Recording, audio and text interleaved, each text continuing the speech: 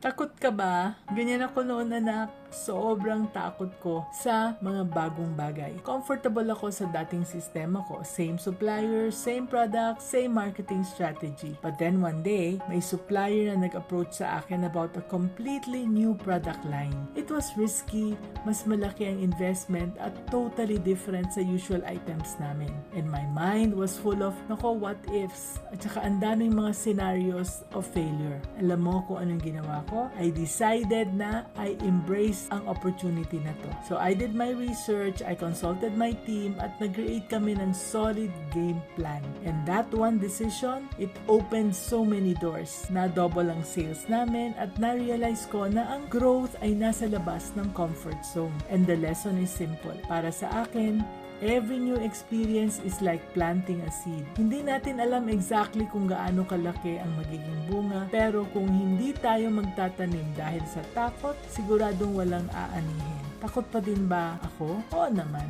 Nandyan lang ang takot parati. Kaya remember anak, fear is normal, but don't let it control your decisions. Take that first brave step and let's be business-minded, Pinoy.